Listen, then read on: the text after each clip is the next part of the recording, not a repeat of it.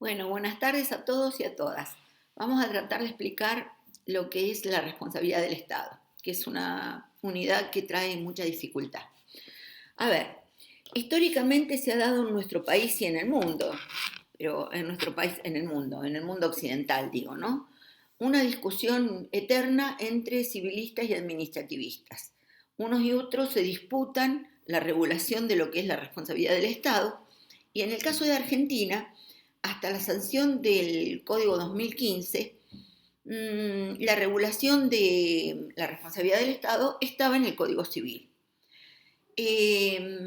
Con el Código 2015 y sus artículos 1764 y siguientes, 1765 y 1766, que son los tres que regulan este tema, la responsabilidad del Estado ha quedado excluida del Código Civil y va a regirse en lo sucesivo por la legislación y principios del derecho administrativo. Vale decir que triunfaron los administrativistas. En el año 2014,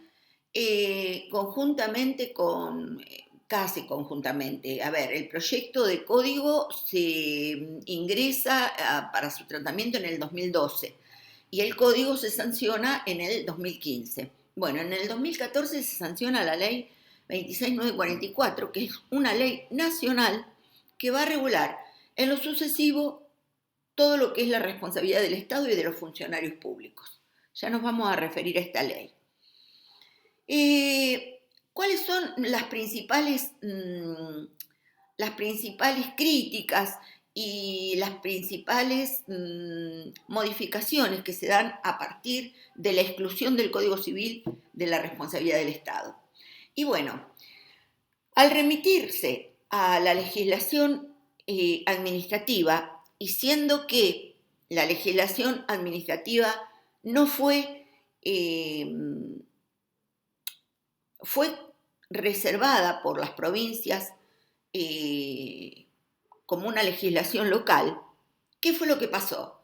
Y pasó que lo que antes era una sola legislación que estaba en el Código Civil y que regía en todo el ámbito de todo el país, ahora va a ser un mosaico jurídico que va a tener diversas legislaciones. ¿Por qué? Insisto, la legislación administrativa ha sido reservada por el principio federalista a las provincias. O sea que, siendo que la responsabilidad del Estado en materia de legislación administrativa, va a ser una cuestión que queda regulada por cada provincia. ¿De qué forma? Bueno, la ley 26944, que es una ley que rige en el ámbito nacional, establece en uno de sus últimos artículos que las provincias pueden adherir a esa ley o dictar su propia legislación. Dice que el Código Civil no se aplicará ni en forma explícita ni en forma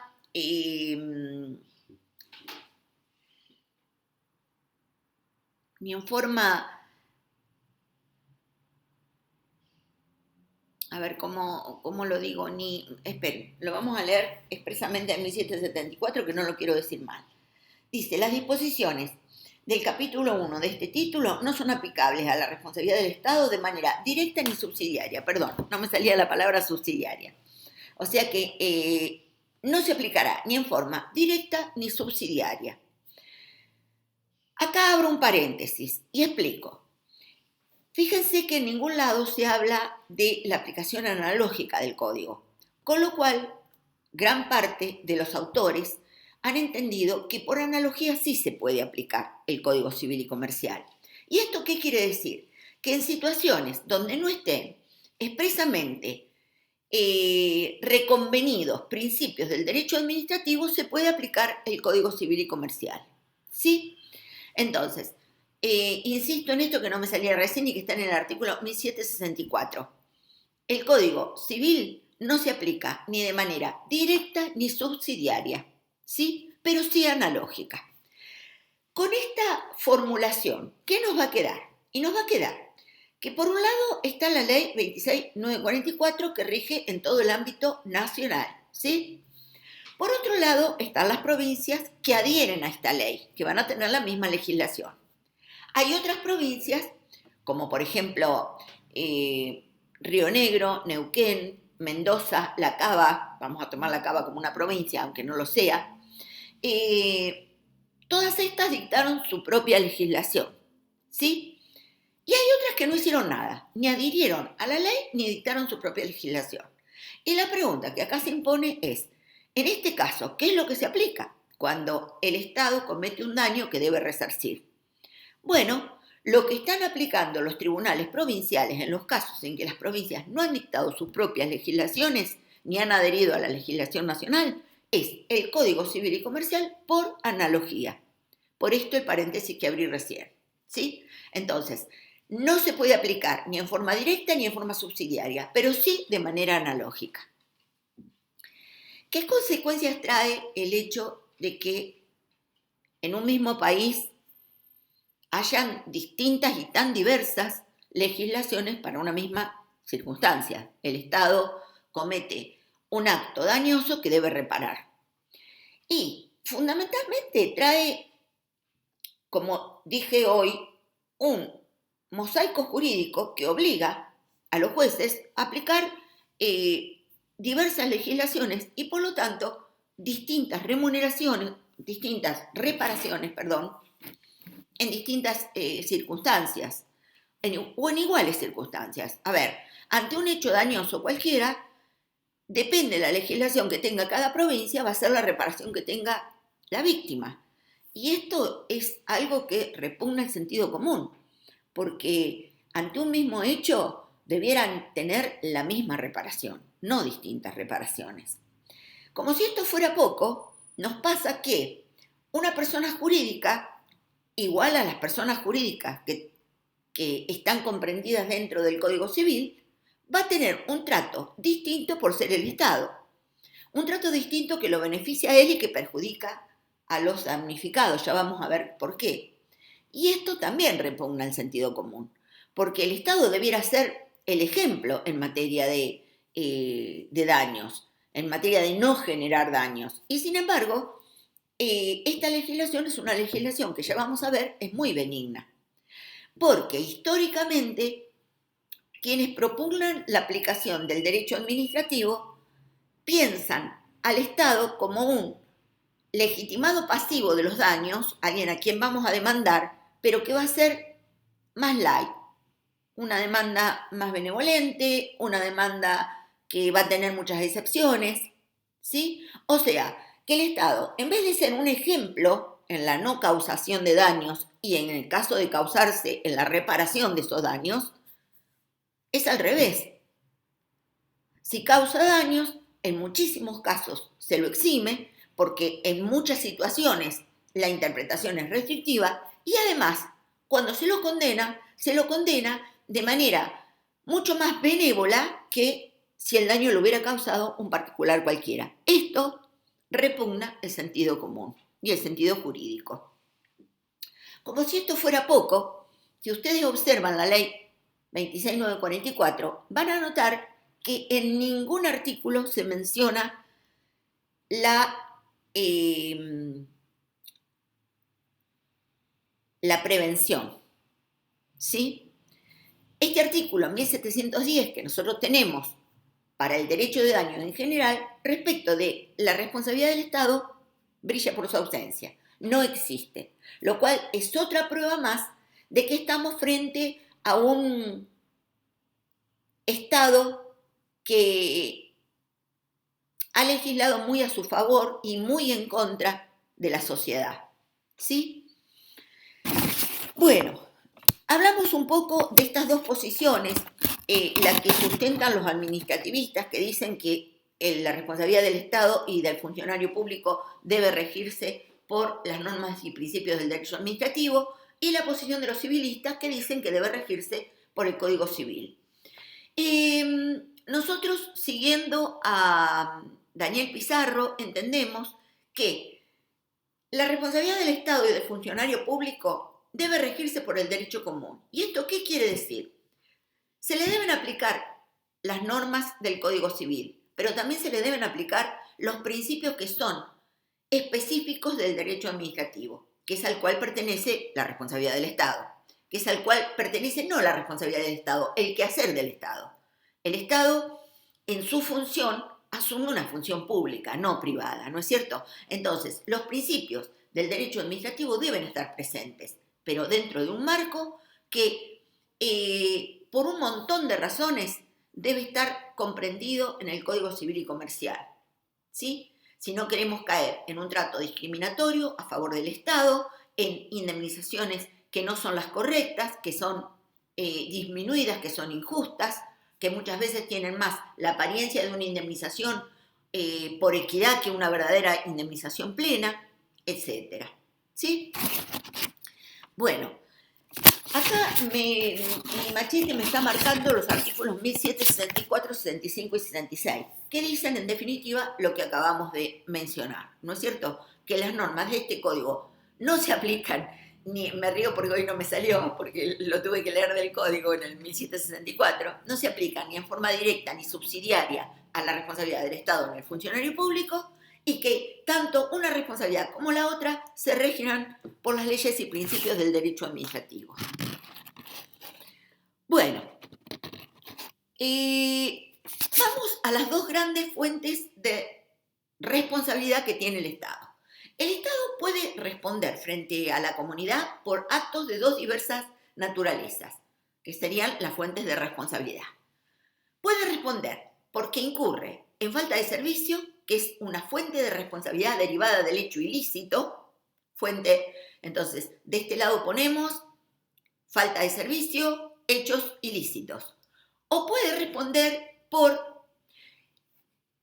la actividad legítima del Estado, por una actividad que, pese a ser una actividad que es irreprochable porque no transgrede ninguna norma, porque no va en contra de la ley, aún así genera daños y entonces dentro del marco de esta responsabilidad, de esta actividad legítima debe responder. Entonces tenemos actividad ilícita, actividad lícita. Actividad ilícita, falta de servicio, actividad lícita, la actividad del sacrificio especial. Vamos a hablar de una y otra. En la actividad ilícita o falta de servicio, bueno, lo primero que dice la ley 26.944, y esto es muy, muy, muy importante, es que el Estado responde de manera objetiva y directa. Objetiva, ya sabemos lo que significa, prescinde de la culpa, ¿sí? Cuando hablamos de un factor objetivo, estamos diciendo que a la víctima le alcanza comprobar el opus, o sea, el hecho generador de responsabilidad, para que la parte demandada, en este caso el Estado o el funcionario público, responda. No tiene que probar que lo hizo con culpa o que lo hizo con negligencia o que lo hizo con impericia. Solo comprobar que existe el hecho generador, el opus, estamos frente a la responsabilidad. Por eso se llama factor objetivo, porque prescinde de la culpa. Muy bien, ¿qué es lo que tiene que probar el damnificado en la responsabilidad que tiene el Estado por falta de servicio, es decir, por hechos ilícitos? Tiene que probar, por un lado, que el Estado tenía como deber realizar una actividad o abstenerse de una actividad, hechos por acción o por omisión, normada y reglada. ¿Sí? No alcanza con decir, bueno, pero a mí me entró un ladrón a robar y entonces el Estado tenía la obligación de cuidarme, entonces vamos a demandar al Estado. No, esa no es responsabilidad del Estado. Tiene que ser una obligación normada y reglada. Ejemplo. Cuando el Estado se compromete a la prestación de un servicio público de manera directa, o sea, de manera sin delegarla, sin concesionarla, sin subcontratarla, esa prestación tiene que ser hecha de acuerdo a la ordenanza, al reglamento, al reglamento probablemente, que establece que el servicio público debe ser llevado a cabo en tiempo y forma, en forma continua, que no puede discontinuarse por desperfectos que sean los ordinarios, etcétera, etcétera, etcétera. O sea, tiene la obligación de prestar ese servicio público de manera excelente, de manera correcta. ¿Sí?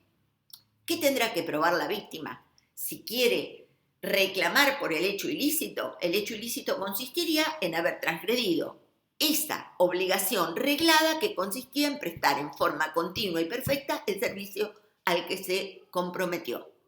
Entonces, vuelvo a repetir, ¿qué tendrá que probar la víctima? Y la víctima va a tener que probar, primero, que en cabeza del Estado había una obligación, por acción o por omisión, que consistía en prestar el servicio público, en este caso por acción.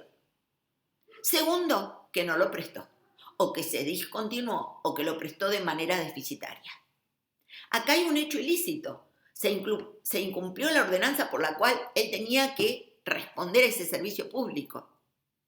Entonces, frente a este hecho ilícito, la 26944, que les aclaro, fue copiada por muchas provincias, por otras fue adherida, pero el país se rige en general por una ley muy parecida a la 26944. Bueno, ¿qué dice la 26944 respecto de la falta de servicio? No dice nada. Da una serie de requisitos que lo único que hacen es distorsionar el sentido del derecho de daños, porque habla de que es necesario un daño cierto, pero no dice que tenga que ser un daño actual o futuro, no dice que tenga que ser un daño subsistente, o sea, el concepto de daño, mal. Después habla de que tiene que haber una relación de causalidad, pero en ningún lado habla de la causalidad adecuada, que es la que el país entero ha adoptado como sistema jurídico para establecer la relación entre el daño y las consecuencias. Entonces, no dice nada, como vuelvo a repetir, y lo que dice lo dice engorrosamente, ¿sí? Vale decir que en materia de indemnización por falta de servicio por hechos ilícitos, la indemnización va a ser similar a la del Código Civil. Digo similar porque acá estamos frente a leyes y principios de derecho administrativo. Entonces, al aplicar todas esas interpretaciones restrictivas que nos da el derecho administrativo respecto de la responsabilidad del Estado, nunca va a ser igual la indemnización a la del Código Civil. Pero por lo menos, respecto de la responsabilidad por el hecho ilícito, la 26944 no fija ninguna restricción respecto de los rubros que nosotros consideramos resarcibles, ¿sí? ¿Qué pasa cuando vamos al principio del sacrificio especial? O sea, la indemnización por actividad legítima. ¿Qué es esto del sacrificio especial? Bueno, el sacrificio especial se da cuando el Estado, en un accionar que no es antijurídico, que no es un accionar ilícito, no transgrede ninguna norma, hace las cosas perfectamente correctas, pero así y todo perjudica a alguien que se sacrifica de manera especial, de ahí lo de sacrificio especial, para que el resto de la población pueda tener un beneficio. ¿Sí? ¿Cuál es el factor de atribución cuando hablamos de la teoría del sacrificio especial, que es un principio de derecho administrativo? Y acá abro un paréntesis y ahora sigo con el factor de atribución. ¿Se acuerdan cuando yo les decía que Pizarro y la cátedra lo que propicia es la inclusión dentro del Código Civil de la responsabilidad del Estado como un apéndice de cualquier persona jurídica, pero teniendo en cuenta los principios generales del derecho administrativo? Bueno, estos dos que estoy mencionando, tanto la falta de servicio como la del sacrificio especial, son principios del derecho administrativo, no del derecho de daño. No los van a encontrar en el derecho de daños, ¿sí? Bueno, entonces estábamos diciendo que cuando la responsabilidad deviene de una actividad legítima del Estado, porque existe el sacrificio especial de alguien para beneficiar a otros alguienes, estamos frente a un factor de atribución que la doctrina administrativista ha dado en llamar de quebrantamiento del principio de igualdad de las partes, ¿sí? De igualdad ante la ley. ¿Por qué el quebrantamiento de la igualdad ante la ley? Y porque hay un sacrificio especial de una persona respecto del resto de la comunidad, que se beneficia con el sacrificio que esa persona está sufriendo, y esa persona, por ese sacrificio especial, necesita, requiere, y es justo que se le indemnice el daño, pero que además se lo indemnice en forma plena, cosa que ahora vamos a ver, la 26.944 está muy lejos. ¿En qué consiste este sacrificio especial? Bueno, el Estado está realizando un acto que es legítimo, que lo hace en beneficio de toda la comunidad. Pero resulta que ese acto, de alguna manera, perjudica a una persona determinada. Ejemplo, para poder regar varios fundos, el Estado desvía el curso de agua, el Estado municipal seguramente desvía el curso de agua de una laguna, logra regar la mayoría de los ríos, pero a su vez inutiliza las tierras de uno de los fondos. Supongamos que el titular dominial de esas tierras tenía 100 hectáreas de soja y se quedó con 50, porque las otras 50 viven inundadas, luego que el Estado desvíe ese curso de agua. La actividad es ilegítima, no, es legítima, pero el pobre hombre que tenía 100 hectáreas y ahora solo puede producir 50, debe ser indemnizado. ¿Cómo debe de ser indemnizado? Dice la 26.944. Debe ser indemnizado exclusivamente por el daño directo, o sea, daño emergente. No se le indemnizará ni el lucro cesante ni el daño extrapatrimonial. Bueno, esto lleva a un verdadero atropello de las garantías constitucionales que nos da el artículo 17 sobre el derecho de propiedad y el quebrantamiento de la igualdad ante la ley. Esta pobre persona, por ejemplo, pudo haber perdido varias cabezas de ganado cuando se le inundó su propio campo, y esas cabezas de ganado no se las van a indemnizar porque es lucro cesante. Pudo haber tenido, una casita que, no, eso sí, eso se lo indemnizarían, pero a lo mejor se amarga de una manera terrible porque era su fondo y tenía 100 hectáreas y con esto cae en una depresión enorme porque ya con 50 hectáreas no le alcanza para vivir y esto le produce un daño extrapatrimonial enorme y clarísimo, eso no le es indemnizado. Y esto a nosotros nos parece que es algo injusto, porque resulta que el Estado, que debiera ser el paladín de la justicia, viene a indemnizar con indemnizaciones que no son plenas, que no son integrales, que no son completas. Y esto va contra Santa Coloma, año 67 creo, y toda la doctrina de la Corte que le siguió a Santa Coloma, que dice que la reparación debe ser plena.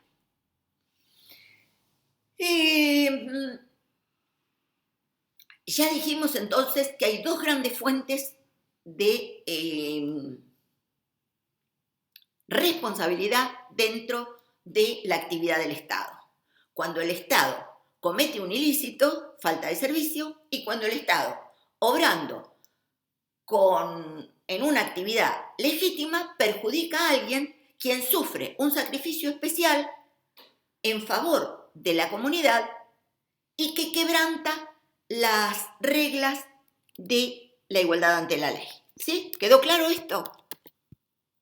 Esperen que estoy arreglando la pantalla. Ahí está. Bueno, pero resulta que hay una norma más sobre el final de la ley, que no me acuerdo, dos normas más. Una que establece que el Estado no será responsable en ningún caso por los daños que produzca su concesionario, el concesionario de un área que él haya dado en concesión. Lo cual es embromado, porque muchas veces estas empresas son empresas que tienen escasa solvencia, empresas fantasmas, y muchas veces frente a la víctima la única chance del cobro de la indemnización es ir contra el verdadero responsable, que era el que tenía que prestar el servicio, que no lo prestó y que concesionó a una empresa fantasma que no la conoce nadie. Acá hay una gran responsabilidad. Sin embargo, la ley que dice que si el daño lo produce el concesionario, el Estado queda eximido de responsabilidad, con lo cual la víctima no tiene a quién cobrarle si la empresa es fantasma o insolvente. Ojo, no tenemos que confundir lo que pasa cuando el Estado, en ejercicio del poder de policía debidamente reglado, ¿sí?, no cumple con esto. O sea, deja que el concesionario haga las cosas patas para arriba, no controla, no supervisa, no ejerce el poder de policía. Entonces, en ese caso, habrá responsabilidad del Estado, pero como ven, esta es una responsabilidad subjetiva. Proviene del hecho de no haber cumplido con una obligación concreta, cuál es el deber de vigilancia. Y acá yo abro un signo de interrogación y les pregunto a ustedes, ¿no les hace ruido el artículo 1, creo que es el que dice que la responsabilidad del Estado es objetiva y directa? En este caso que yo les estoy mencionando, ¿estamos frente a una responsabilidad objetiva? Y yo tengo mis serias dudas, porque acá yo, para poder responsabilizar al Estado, voy a tener que acreditar la negligencia en el cumplimiento del poder de policía, y ahí yo ya me estoy metiendo con la culpa. De cualquier manera, no quiero volverlos locos con esto, se los tengo que decir como una cuestión de honestidad, porque realmente yo lo digo y lo pienso y me hace ruido y entonces lo quiero compartir, pero no es para que ustedes se embrollen con este tema, ¿sí? Dejémoslo, la ley dice eso, tiene una técnica legislativa no fea, horrible, así que no me extraña que entre las tantas cosas que se legislaron de manera deficiente, también esta expresión no sea plausible, ¿sí? Bueno, a ver, ¿de qué estaba hablando? Estaba hablando de que el concesionario comete un hecho ilícito del cual se desprende daño a las personas. A ver, la tragedia de Once, ¿sí? Donde una formación que había sido dada en concesión choca contra los andenes o contra el andén y produce un montón de muertes y otros tantos heridos. ¿Pueden reclamarle al Estado los familiares de esta gente? No, porque la ley lo prohíbe. ¿Estamos de acuerdo? Se podría ir por la claraboya, como digo yo, en caso de que el Estado no haya ejercido el poder de policía debidamente. Pero esto es otra cosa distinta. Entonces, la 26944 no le impone al Estado el deber de prevención. El 1710 brilla por su ausencia. Cuando le impone la reparación, dice que la interpretación será restrictiva y que no se puede reclamar varios rubros cuando estamos hablando de la actividad legítima. Le quita la responsabilidad sobre los concesionarios. Y además dice en uno de sus últimos artículos que cuando el daño provenga de la actividad judicial legítima, la víctima no podrá reclamarlo. O sea, que si la actividad judicial es legítima, tampoco, aunque haya daño, se podrá reclamar. Ejemplo, una persona que está condenada a 10 años de prisión, cuando en realidad después demuestra que es inocente, no puede reclamar indemnización, según la ley 26944. Esto repugna todo el derecho de daño, es como algo que no le cierra a nadie. Otro ejemplo, no sé, la policía en el cumplimiento de su deber tiene que allanar una vivienda y para eso tiene que pasar por el techo de otro techo, el cual destruye para poder pasar. Bueno, en el cumplimiento de su función lo puede romper. El problema es que después no tenga que repararlo y de acuerdo a la 26944 no tiene que repararlo. La otra cosa de la que se le exime al Estado es de las astraentes, de las multas disuasivas pecuniarias. Ustedes saben que cuando alguien no cumple con una resolución, una sentencia judicial, puede la víctima de ese incumplimiento, de esa sentencia, puede pedirle al juez la imposición de una multa pecuniaria disuasiva, llamada astraente, que conmine de alguna manera a esa persona que viene incumpliendo a que cumpla la sentencia. Bueno, esto no se puede hacer, ni cuando el incumplidor es el Estado, que es muchas veces, ni cuando el incumplidor es un funcionario público. Como si todo esto fuera poco, en los últimos artículos se legisla sobre prescripción, materia que ustedes saben está reservada al Congreso de la Nación. Otro tema que la verdad es más que opinable en esta ley, porque está bien, por suerte el plazo es de 3 años, igual que en el código, igual que en todos lados, pero me parece que no, que ¿cómo van a invitar a las provincias a que adhieran a esta ley cuando las provincias no pueden legislar sobre previsión? Sí o sí o sí tienen que sacar esos artículos. Bueno, como ven, no sé si me estoy olvidando algo. Déjenme que mire un poquito. No, está todo más o menos. Carro sobre este tema habla con una claridad enorme. Yo los invito a que lo lean. Espero haber sido clara. Y cualquier cosa quedo a disposición para que me pidan una clase de consulta o lo que sea. Gracias de nuevo.